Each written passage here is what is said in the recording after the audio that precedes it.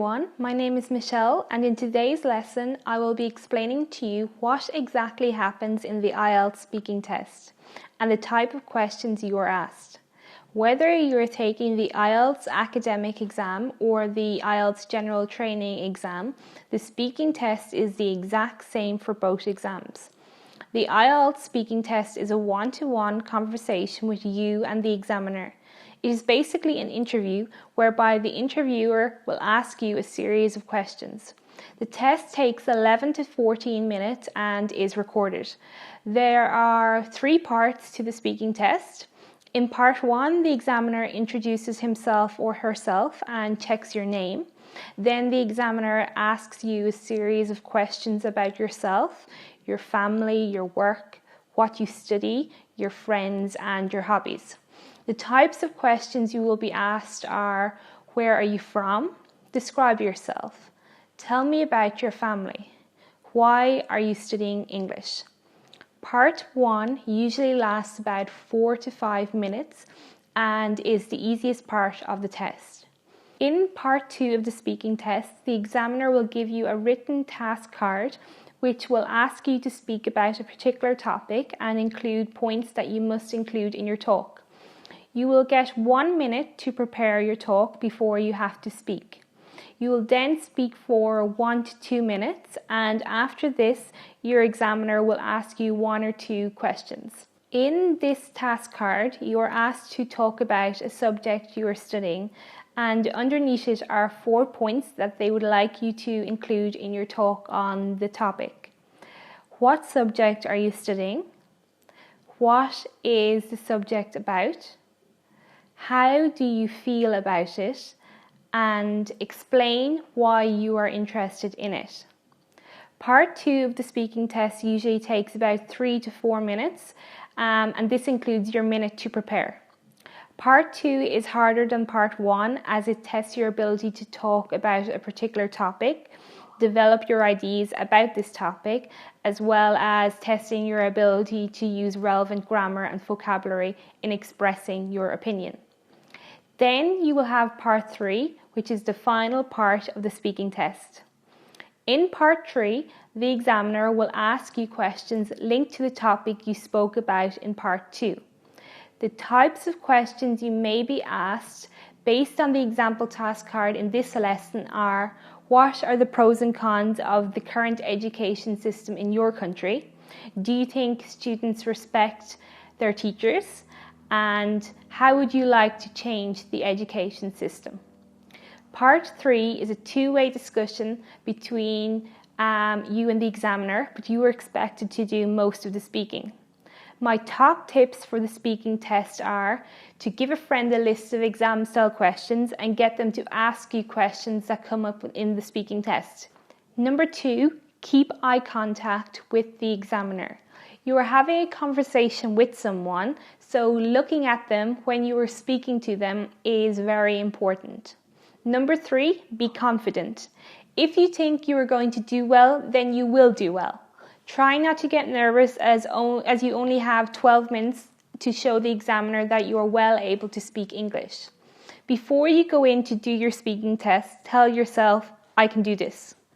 Number 4, expand your answers. Don't give one-word answers such as yes or no. You have 12 minutes to prove to the examiner that you are well able to speak English.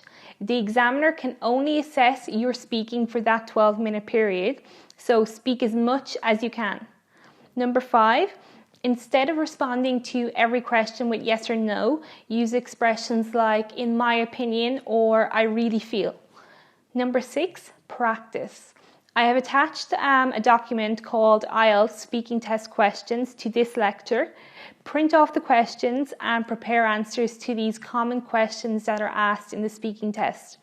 The more you practice, the more confident you will become and the stronger you will be on the day of your speaking test.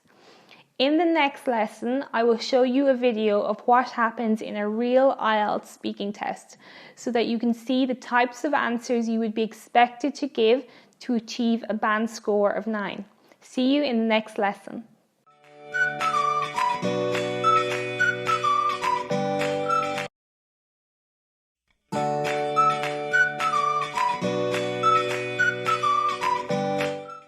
everyone, in this lesson I'm going to show you what happens in an actual IELTS speaking test and the types of questions you may be asked. Please watch and listen carefully to the answers given, as these are the types of answers you would need to give to achieve a band score of 9. Yes, come in. Hello? Hi, please have a seat. Thank you. Welcome to the speaking section of the IELTS exam. My name is Michelle. I will be asking you some questions. For marking purposes, I'm going to record the interview. Is that okay? Yes, no problem. Okay, let's begin. So, can we start with your full name, please? Yes, my name is John Doyle. Nice to meet you, John. You too? May I see your passport, please? Yes, here you are. Thank you. Thanks. Okay, so I will ask you some questions. This will take about 12 to 15 minutes and I'll give you instructions along the way. Are you ready to begin? Yes, I am. Okay, can you tell me about your hometown? Yes, I am from a little town called Tralee in Kerry, which is on the southwest coast of Ireland. It has a population of approximately 20,000 people. It has some of Ireland's most iconic scenery, so it's a great place to live. Wow, it sounds amazing. Can you tell me about places of special interest in Kerry? Well, the most famous of all would have to be the Ring of Kerry. It is Ireland's most scenic route. It has a 179 kilometre long tourist route and shows the best of Kerry. There are many popular places along the route, including the Killarney National Park, which was the first national park established in Ireland. The park is full of red deer and is the largest forest in Ireland. It is extremely beautiful. What kind of jobs do people do in Kerry? Well, we have a lot of farmers, as it is a rural part of Ireland, but we also have doctors, journalists, teachers and bankers. Education is really important in Ireland, and most people go to university when they finish high school to ensure they secure good jobs that are well paid. What would be the best time to visit Kerry? The best time to visit Kerry would be between June and August, as these are our summer months. However, it does not get very warm in Ireland, so you can come any time of the year. Okay, can you compare your hometown with another city? Yes. Well, I live in Melbourne now, which is very different from my hometown of Kerry. Firstly, the population is quite different. There are over 4 million people residing in Melbourne compared to 20,000 in Kerry. You rarely see the same person twice, which is quite odd, so it's hard to make friends. Life is much faster over here compared to back home. Everyone is in a hurry. However, there is always something to do in Melbourne every weekend, which I love, and the weather is always beautiful. The sun is always shining, and this is something we could do with more of back home. There are pros and cons to every city, but home will always be home. Okay, John. I'd like to ask you a few questions about what you do now. Can you tell me, do you work or are you a student? Yes, I work. I'm an accountant and I have been for the past 5 years. It is a very fulfilling career which pays very well, and it gives me a great deal of job satisfaction. I always wanted to be an accountant. I first joined my father's practice when I graduated from university, but I have worked for other large corporations as well, so I had the opportunity to spend 6 months overseas in Boston. Wow, how did you find this experience? It was fantastic. I met so many like-minded people and learned so much. It was a great experience and one I will never forget. I also had plenty of time to explore the city of Boston, and I learned a lot about those who emigrated from Ireland to Boston during the famine, which I found immensely interesting. Working for a multinational company in Boston was an honour, and I do feel very privileged to have had the opportunity at such a young age. Why did you always want to be an accountant? Well, I love working with numbers and I have a strong analytical skills. So I am also quite outgoing, which is an important strength to have when you're working with other companies. I guess also it has to do with my father being an accountant. Like doctors and lawyers, you are given a high level of respect and trust, so you feel like you are doing a job that is worthwhile. Thank you. Now I'd like you to speak for 1 to 2 minutes on a topic. You have 1 minute to prepare your answer. Here is a pencil and paper to make some notes. Here is your topic. I would like you to describe a journey you went on. Your 1 minute to prepare starts now. Please begin.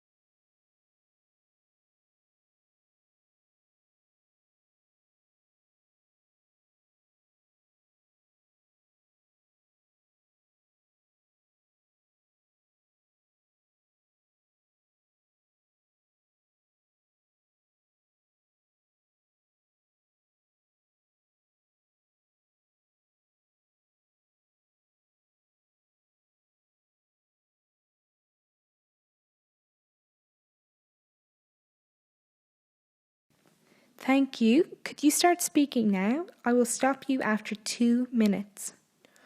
Okay, well, I like visiting famous places, and whenever I am on holidays, I try to visit new places or places that I've heard about. One such trip that I took with my wife was a trip to Sydney. I would like to talk about this journey to Sydney that we went on earlier this month. My wife and I both wanted to visit Sydney to see places such as the Sydney Opera House and Darling Harbour, as well as visit places like museums, galleries, and the famous Bondi Beach.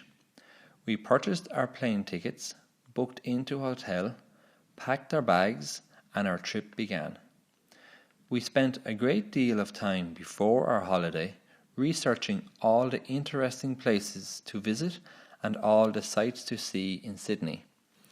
We went to see the Sydney Opera House and Darling Harbour, but we also went to Sydney Zoo and the Wildlife Park, as well as many beautiful restaurants and cafes. We enjoyed visiting the museums and galleries and taking long walks along the beach in the mornings as the sun rose. We also saw a show in the Opera House, which was truly memorable. We very much enjoyed everything we did on our trip to Sydney.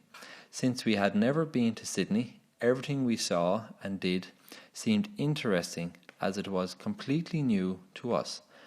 We hope to visit Sydney again soon as we had a great time. Thank you, John. Okay, I'm now going to ask you a few questions. What is the most memorable place that you've visited in Sydney? Well, the most memorable place that I visited on my trip to Sydney would have to be the Opera House. It is Australia's most famous building, and you can see why when you see it for the first time. It is unforgettable. It took 16 years to build, which I found fascinating. 16 years is such a long time. Yes, it is. Can you tell me, what show did you see at the Opera House? My wife and I saw King Kong. It was amazing. King Kong looked so real. It was interesting looking at the faces of people sitting around us. When King Kong came on stage, there was so much fear in their eyes. It was a fantastic show. Apparently the show took 5 years of planning and over 5 months of rehearsals. I also heard that auditions took place over 3 years.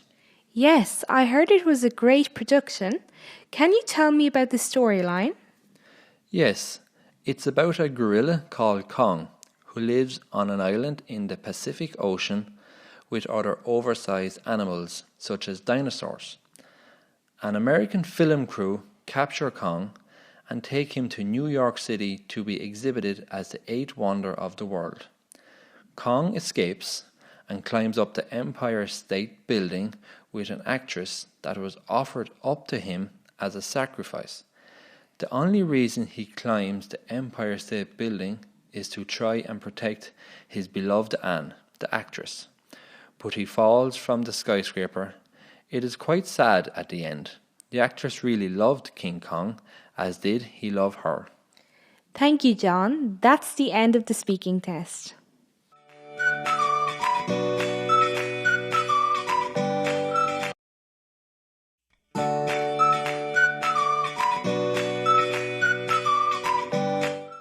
Hi everyone, I really hope you enjoyed my course.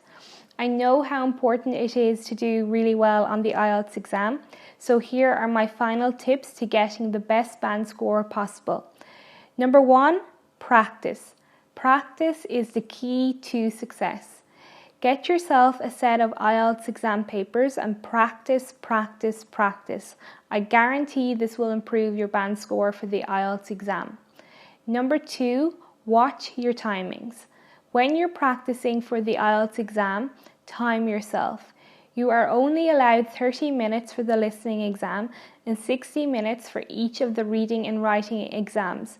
Therefore, you should only give yourself this amount of time when practicing for each of these exams at home. Number 3, be confident. Believe in yourself. I know you can do really well on the IELTS exam and you should believe in yourself too. Before you start each part of the exam, tell yourself, I can do this. Number 4, know the layout of the exam. After completing this course, you should be extremely comfortable with the layout of each part of the exam. So many students score badly on the IELTS exam because they simply do not know the layout of the exam nor what to expect. For example, you know the listening test is worth 40 marks with 40 questions and is played only once.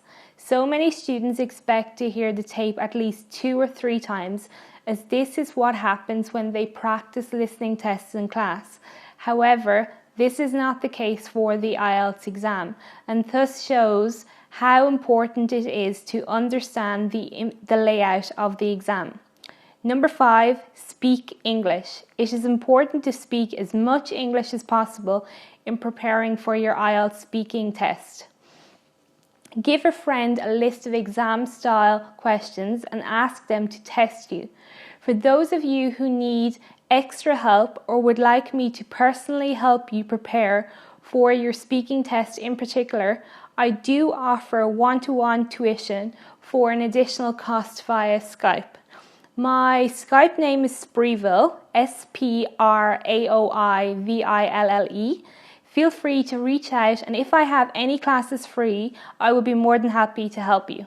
Good luck in your IELTS exam. I know you'll do great. Bye.